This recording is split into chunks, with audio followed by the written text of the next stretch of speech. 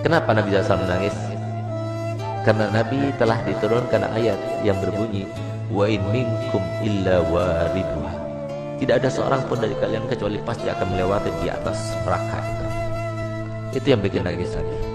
Tidak ada satupun dari kita kecuali kita akan melintas di atas jahanam. Bagaimana tempat lintasan kita tergantung kepada amal kita. Tipis tebalnya tergantung kepada amal kita yang sekarang kita tidak memperdulikannya, tidak memikirkannya. Nanti semuanya akan terpampang di depan mata kita dan kita akan melewatinya. Semoga kita termasuk yang mendapatkan amal yang banyak, yang menyenangkan hati baginda Rasul Muhammad SAW. Berangkatlah saya Fatimah. Begitu berangkat Sayyidah Fatimah bertemu dengan Nabi. Sayyidah Fatimah ketika masuk ke masjid mereka berteriak.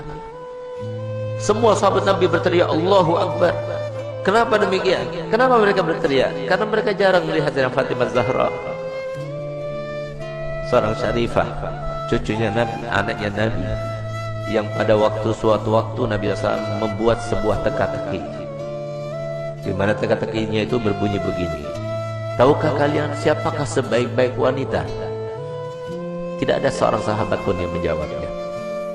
Sampai kemudian Imam Ali pulang ke rumahnya dan dia sampaikan pertanyaan Nabi kepada Sayyidah Fatimah. Maka Sayyidah Fatimah, aku tahu jawabannya. Apakah wahai binti Rasul? Jawabannya adalah sebaik-baik perempuan adalah tidak pernah dilihat laki-laki dan tidak pernah melihat laki-laki. Ketika Sayyidah Fatimah datang dan para sahabat banyak yang tidak mengetahui dengan Sayyidah Fatimah, mereka berteriak semuanya. Kenapa berteriak? Karena baju yang digunakan oleh Sayyidah,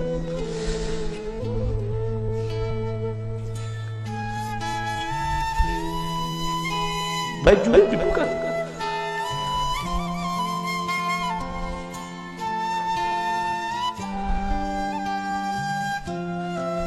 baju yang digunakan oleh Sayyidah Fatimah terdapat tambalan sebanyak 20 tambalan, sehingga sahabat semua sedih melihat putri tercintanya yang selalu dipuji oleh Nabi, yang paling mirip dengan Nabi, yang selalu Nabi SAW merendahkan semua wanita supaya mengikutinya, meneladaninya. Ternyata pakaian seperti itu, sesederhana itu. Saat itulah ketika sahabat Nabi merasa kasihan, merasa tidak tega, merasa iba melihat kehidupan Sayyidah Fatimah Zahra,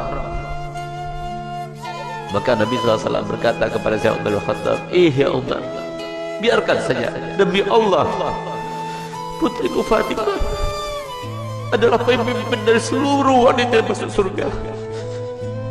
Seandainya para syarifah sekarang tahu lihat bagaimana pakaian Sayyidah Fatimah, lihat bagaimana perempuan yang dibanggakan oleh Nabi Muhammad SAW, yang harusnya kita sebagai umatnya menjadikan tauladan baginya. Bukan seperti sekarang ini, kita terlalu membanggakan pakaian, kita selalu menampakkan kemewahan, dan kita tidak mau membagi-bagi apa yang telah kita punya. Kita tidak pedulikan kepada manusia.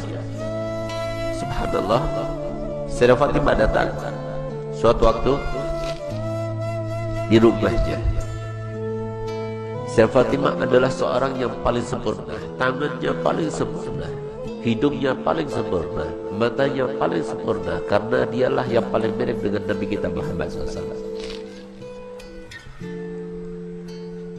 Suatu waktu Nabi kita Muhammad datang, karena Nabi Muhammad setiap hari paling sedikit 2 kali masuk ke rumah Sayyidah Fatimah, saat pagi hari dan pada malam hari.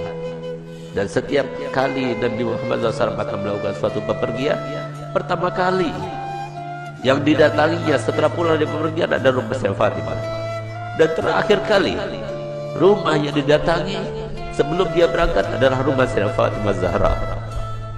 Semoga kita semua termasuk yang bangga bersama Sayyidah Fatimah Zahra. Di saat itulah Nabi SAW masuk ke rumah Sayyidah Fatimah. Sayyidah Fatimah punya anak kecil 2, Sayyidina Hasan dan Sayyidina Husain. Di saat beliau itu sedang menghaluskan gandum, maka kemudian Sayyidina Husain menangis, diambilnya. Ketika Syekh Husain menangis, diambil dengan tangan kirinya, dia dengan tangannya. Syekh Hasan menangis, diambil lagi. Sehingga saat itu Syekh Bilal melihat kejadian tersebut. Sehingga Syekh Bilal merasa iba dan dia mengatakan, wahai binti Rasul, berikan salah satu pekerjaan. Kalau engkau mau, biarkan aku yang menggilingnya. Dan kalau engkau mau, biarkan engkau yang menggiling dan berikan kepadaku putramu Hasan dan Husain, biarkan aku yang menggendongnya. Tidak tega beliau untuk melihat bagaimana keadaannya Sayyidah Fatimah. Sampai kemudian Nabi SAW melihat. Begitu Nabi SAW melihat, maka dipeluknya Sayyidah Fatimah, dicium dia. Setiap kali Nabi SAW bertemu dengan Sayyidah Fatimah, dipeluknya dan dicium di jidatnya sebagai tanda bahwa Nabi SAW ridho kepadanya.